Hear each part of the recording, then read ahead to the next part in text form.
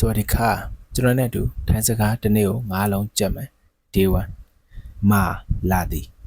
မာလာသည်ပိုင်သွားသည်ပိုင်သွားသည်ဒူကြည့်သည်ဒူကြည့်သည်ဟာရှာသည်ဟာရှာသည်မီရှိသည်မီရှိသည်အခုကရိယာ9လုံးကိုမိုင်းဆိုတဲ့လာဆိုတဲ့မေးခွန်းလေးနဲ့တွဲပြီးတော့သုံးကြည့်မယ်မာမိုင်းလာမလားမာမိုင်းလာမလားပိုင်မိုင်းသွားမလားပိုင်မိုင်းသွားမလားဒူမိုင်းကြည့်မလားဒူမိုင်းကြည့်မလားဟာမိုင်းရှာမလားဟာမိုင်းရှာမလားမီမိုင်းရှိလားမီမိုင်းရှိလားနားလည်တယ်ဆိုရင် comment မှာ yes လို့မှတ်ခဲ့ပေးပါတကယ်လို့မေးချင်တာလေးတွေရှိတယ်ဆိုရင်လည်းကျွန်တော်ရဲ့ comment box ထဲမှာမေးခဲ့လို့ရပါတယ် Okay see you in the next video thank you สวัสดีครับทุกคนကျွန်တော်နဲ့အတူထိုင်းစကားတစ်နေ့ကို9လုံး day 2အောင်ယူသည်အောင်ယူသည်ခေါ်တောင်းသည်ခေါ်တောင်းသည်ရောစောင့်သည်ရောစောင့်သည် hi ပေးသည် hi ပေးသည်ဒူလဲကျူးဆိုင်သည်ဒူလဲကျူးဆိုင်သည်ခု9လုံးလဲမိုင်းဆိုတဲ့အမေစကားလုံးလေးနဲ့တွဲပြီးတော့လေ့ကျင့်ကြည့်မယ်အောင်မိုင်းယူမလားအောင်မိုင်းယူမလားခေါ်မိုင်းတောင်းမလားခေါ်မိုင်းတောင်းမလားရောမိုင်းစောင့်မလားရောမိုင်းစောင့်မလားဟိုက်မိုင်းပေးမလားဟိုက်မိုင်းပေးမလားဒူလဲစုခဖด้วยนะကျမကြီးယူဆိုင်တော့စုခဖကျမကြီးဒူလဲစုခဖด้วยนะကျမကြီးယူဆိုင်တော့ဒီနေ့သင်ခန်းစာလေးကိုနားလည်တယ်ဆိုရင်ကျွန်တော် comment မှာ yes လို့မှတ်ခဲ့ပေးပါဦးသိချင်တာလေးတွေရှိရင်လည်းကျွန်တော် comment box ထဲမှာမေးခဲ့လို့ရပါတယ်အရင်ဒီဝမ်တော့ကစာလေးတွေကိုလည်းမမေ့ပြလိုက်နိုင်ဘူးเนาะဗီဒီယိုအဆုံးပိုင်းလေးမှာထည့်ပေးထားတယ် see you the next video thank you guys สวัสดีครับမင်္ဂလာပါခင်ဗျကျွန်တော်နဲ့အတူထိုင်းစကားတစ်နေ့ကို9လုံး day 3 Telmo ဖေးသည် Telmo ဖေးသည် စီအယောင်စီအယောင်စီဒန်စီဒန်အနီယောင်စီဒန်အနီယောင် alright ပါလဲ alright ပါလဲ kin တော်သည် kin တော်သည်ခု9လုံးကိုလည်းလက်တွဲအသုံးချကြည့်မယ်ပိုင်စု Telmo ဖေးသည်တော်ဝဲသည် seed alright ပါယောင်လဲစီဒဲครับအနီအောင်ဗျခောက်ကင်ထိဆိုသူအတော်ဆုံးအဲ့လိုမျိုးနေရာမှာအသုံးပြုလို့ရပါတယ်3ရက်နေ့အထိရောက်လာခဲ့ပြီအရင်စာတွေကိုလည်းမမေ့ပြလိုက်ပါနဲ့1ရက်နေ့2ရက်နေ့ကစာလေးတွေကိုပြန်ပြီးတော့နှွေးပါအခု3ရက်နေ့စာတွေကိုလည်းမှတ်ထားပါပြီးတော့ဒီဗီဒီယိုလေးကလူချင်းမင်းတို့တွဲတစ်ခုခုရခဲ့တယ်ဆိုရင် comment box ထဲမှာ yes လို့မှတ်ခဲ့ပေးပါအောင်တခြားသိချင်တာလေးတွေရှိရင်လည်း comment box ထဲမှာတစ်ခါတည်းမေးခဲ့ပေးလို့ရပါတယ်ကျွန်တော်အားရနဲ့ဖြည့်ပေးသွားပါမယ် see you in the next video thank you guys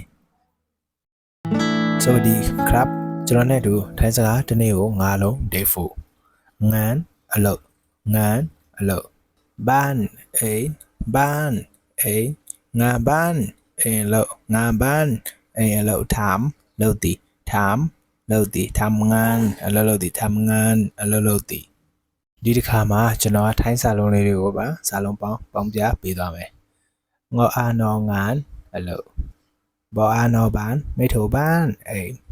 งอานองานบอานอบันไม่ถูบ้านงาบ้านเอลทออามทำเลติทออามทำงอานองามทำงานเลติကျွန်တော်ဗီဒီယိုလေးကခင်ဗျားတို့အတွက်အကျိုးတစုံတရာရှိတယ်ဆိုလို့ရှိရင် comment မှာ yes လို့မှတ်ခဲ့ပေးပါဦးတခြားသိချင်တာတွေများရှိရင်လည်းကျွန်တော်ရဲ့ comment box ထဲမှာမေးခဲ့လို့ရပါတယ်ကျွန်တော်အားပြီဆိုတာနဲ့ဖြည့်ပေးသွားမှာဖြစ်ပါတယ်ပြီးတော့အရင်အစာတွေကိုလည်းမမေ့ပြပါနဲ့အရေးကြီးပါတယ်เนาะအခုသင်ခန်းစာကိုတွေးရင်အခုလေးလာလိုက်ပါစာအုပ်နဲ့ပေါ်ပင်နဲ့ရေးမှတ်ထားပါပြီးတော့အရင်သင်ခန်းစာတွေကိုလည်းလုံးဝမမေ့ပြလိုက်ပါနဲ့เนาะအရေးကြီးပါတယ် day 4ရောက်လာပါပြီ thank you see you the next video สวัสดีครับကျွန်တော်နဲ့တူထိုင်စကားတစ်နေ့ကို9လုံး day 5မှာကြိုဆိုပါတယ်ဟုတ်ပါတယ်ခင်ဗျခြိုက်ครับဟုတ်ပါတယ်ခင်ဗျခြိုက်ครับဟုတ်ပါတယ်ရှင်ခြိုက်ခဟုတ်ပါတယ်ရှင်ခြိုက်ခမဟုတ်ဘူးမခြိုက်မဟုတ်ဘူးမခြိုက်မဟုတ်ဘူးမခြိုက်အသက်ဘယ်လောက်လဲအယူထောက်တိုင်းအသက်ဘယ်လောက်လဲအယူထောက်တိုင်းအသက်20နှစ်ပါ Are you Yispi crap? Are you Yispi crap? At that Nasaneba. Are you Yispi crap? Okay, a good job about that. Go now let us say, come ma, yes, look, my happy bow. Peter originally the shin and big yabare. The PPNS are a mialabino, day 1, day 2, day 3, day 4, day 5. Susbana Senangalo. Okay, Yavila. Yavila. Chatavano. See you in the next video. Thank you, guys. See you tomorrow. สวัสดีครับကျွန်တော်နဲ့အတူထိုင်းစကားတစ်နေ့ကိုငါးလုံး day 6 me ရှိသည် me ရှိသည်မိခွိုင်းမီတိတ်မရှိဘူးမိခွိုင်းမီတိတ်မရှိဘူးရူတိသည်ရူတိသည်မိခွိုင်းရူတိတ်မတိဘူးမိခွိုင်းရူတိတ်မတိဘူးမိခွိုင်းတိုင်းတိတ်မရောက်မိခွိုင်းတိုင်းတိတ်မရောက်အခုဒီဗီဒီယိုထဲမှာကျွန်တော်အသုံးပြုခဲ့တဲ့မိခွိုင်းဆိုတာကတော့တိတ်မဘူးဆိုတဲ့အဓိပ္ပာယ်ကိုရပါတယ်မိခွိုင်းဆိုတဲ့စကားလုံးလေးကလေမိခွိုင်းမီတိတ်မရှိဘူးမိခွိုင်းလူတိတ်မသိဘူးမိခွိုင်းတိုင်းတိတ်မရဘူးအခုငါးလုံးကိုလည်းစာအုပ်နဲ့ပေါ်ပင်နဲ့ယူချရထားပါအရင်တော့က9ရက်25လုံးအခု9လုံးအလုံး30စာအုပ်ပေါ်ပင်ယူပြီးတော့ချရထားပါမှတ်ထားပါမမေ့ပြလိုက်ပါနဲ့ဒီဗီဒီယိုလေးကအထောက်အကူဖြစ်တယ်ဆိုရင် comment မှာ yes လို့မှတ်ခဲ့ပေးပါအောင်ပြီးတော့သိချင်တာတွေရှိရင် comment မှာပဲမေးခဲ့လို့ရပါတယ်ကျွန်တော်အားရနဲ့ဖြည့်ပေးသွားမှာဖြစ်ပါတယ်ကျေးဇူးတင်ပါတယ်ခင်ဗျာ see you the next video thank you สวัสดีครับကျွန်တော်နဲ့တူထိုင်းစကားဒီနေ့ကိုငါလုံး day 7မှာကြိုးစားပါတယ် mark များတယ် mark များတယ် yak ခက်ခဲတယ် yak ခက်ခဲတယ် lang စေးကြောတယ် lang စေးကြောတယ် one အားတယ် one အားတယ် tong လိုအပ်တယ် tong လိုအပ်တယ်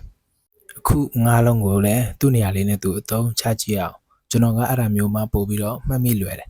mark များတယ်တောက်ပနေရမှာသုံးလဲဆိုရင်ငန်ရစ်မအလုပ်အရမ်းများတယ်ဝနီငန်ရစ်မครับဒီနေ့အလုပ်အရမ်းများတယ်ဗျာရခက်ခဲတယ်အနိထံမြဒီဟာလောက်ရခက်တယ်ထမငန်နီထံမြครับဒီအလုပ်ကလောက်ရခက်တယ်လမ်းစေးကြောတယ်နော်လမ်းကြံก่อนนะညီလေးပကံအရင်စေးနော်လမ်းကြံก่อนนะညီလေးပကံအရင်စေးနော် one အားတယ် one အားတယ်နော် one မိုင်ညီလေးအားလားတော့လိုအပ်တယ်မတော့ပိုင်นะတော့စရာမလိုတော့ဘူးမတော့နဲ့တော့လိုမျိုးနေရာမှာသုံးပါတယ်မတော့ပိုင်นะမတော့ပိုင်ဘောခေါသူ့ကိုတော့မပြောနဲ့တော့သူ့ကိုတော့ပြောစရာမလိုတော့ဘူးအဲ့လိုနေရာတွေမှာအသုံးပြုပါတယ်ကဲအဆင်ပြေရလားဗီဒီယိုလေးကနည်းနည်းတော့ရှည်သွားတယ်ဒီဗီဒီယိုလေးကလူကြီးမျိုးတွေအထောက်အကူဖြစ်တယ်ဆိုရင်ကျွန်တော်ကို comment မှာ yes လို့မှတ်ခဲ့ပေးပါအောင်ပြီးတော့သိချင်တာလို့ရှိရင်လည်းမေးခဲ့ပါအောင်ကျေးဇူးတင်ပါတယ် see you the next video စวัสดีครับကျွန်တော်နဲ့တူထိုင်းစကားတစ်နေ့ကိုငါးလုံးဒီအိမ်မှာကျိုးစားရတယ်မိုက်အငင်းစကားမဘူးလို့အတိတ်ပဲရတယ်မိုက်ဥပမာအနေနဲ့မိုက်အောင်မယူဘူးမိုက်ပိုင်မသွားဘူးမိုက်ဒူမကြည့်ဘူးအဲ့လိုမျိုးအငင်းစကားနေရာမှာအသုံးပြုပါတယ်မိုက်အငင်းစကားမဘူးรักချစ်တယ်รักချစ်တယ်ချင်ရတဲ့ကျမတို့ကိုချစ်တယ်အဲ့လိုနေရာတွေမှာသုံးပါတယ်รักချစ်တယ်รักမအများကြီးချစ်တယ်ဆူဝဲတယ်ဆူဝဲတယ်ဆူဝဲတယ်สึกมาให้หน่อยเวลาไปအောင်နော်နည်းနည်းเวลาไปနော်ဘိုက်စေခနုံမုံသွားဝဲတယ်ဘိုက်စေခနုံမုံသွားဝဲတယ်บอกပြောသည်บอกပြောတယ်บอกเขาบอกว่าทำไม่เป็นသူပြောတာမလုပ်တတ်ဘူးအဲ့လိုမျိုးပေါ့နော်အဲ့လိုနေရာတွေမှာအသုံးပြုပါတယ်ပင်ဆိုတာဖြစ်တယ်တက်တယ်နှစ်ခုသုံးလို့ရတယ်ပင်ဖြစ်တယ်ဖြစ်တာဘယ်နေရာဘယ်လိုသုံးလဲဆိုတော့ဖုန်ပင်ဖမဖုန်ပင်မြမကျွန်တော်မြန်မာလိုမျိုးဖြစ်ပါတယ်နောက်တစ်ခုကကြတော့ทำเป็นလောက်တတ်တယ်ทำเป็นไหมလောက်တတ်လား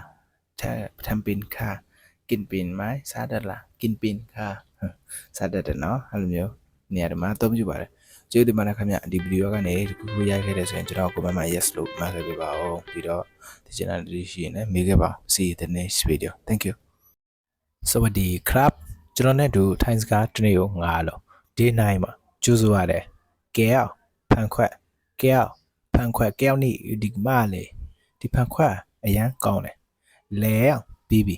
လဲအောင်ပြီးပြီစားပြီးပြီသွားပြီးပြီအဲ့လိုနေရာတွေမှာအသုံးပြုပါတယ်กินแล้วครับစားပြီးပြီဗျာနောက်กินข้าวเสร็จหรือยัง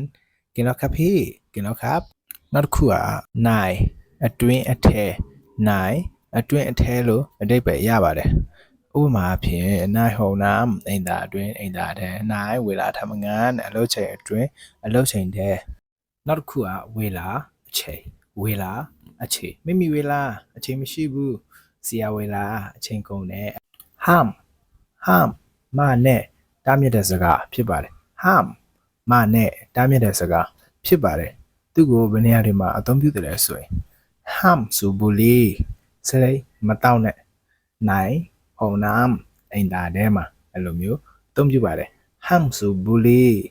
နိုင်ဝေလာထမငန်းအလုပ်ချိန်အတွင်းမှာစလေမတောက်နဲ့အဲ့လိုမျိုးအသုံးပြုပါတယ်ကျေးဇူးပါတယ်အခုလိုမျိုးကျွန်တော်ဗီဒီယိုကိုကြည့်ပြီးတဲ့အတွက်ရောပြီးတော့ဗီဒီယိုလေးတစ်ခုရခဲ့တယ်ဆိုရင် yes လို့မှတ်ခဲ့ပေးပါအောင်ပြီးတော့ကျွန်တော်ကို support ပေးခြင်းနဲ့ဆိုရင်ကျွန်တော်မှာchannel လေးတွေရှိပါတယ်အဲဒီ channel ထဲမှာဈေးဝယ်ခြင်းအဖြစ်လဲကျွန်တော်ကိုကူညီနိုင်ပါတယ်ကျေးဇူးတင်ပါတယ်ခင်ဗျ see you the next video guys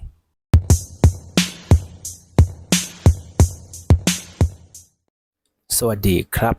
မင်္ဂလာပါခင်ဗျကျွန်တော်နဲ့တူထိုင်းစကားတစ်နေ့ကို9လုံးဒီတစ်ခါ9ချောင်းဖြစ်သွားတယ်စလိုက်ကြအောင်ခေါจะทำดีกว่าသူလို့တာပိုကောင်းတယ်ခေါจะทำดีกว่าသူလို့တာပိုကောင်းတယ်ผมทำไม่เป็น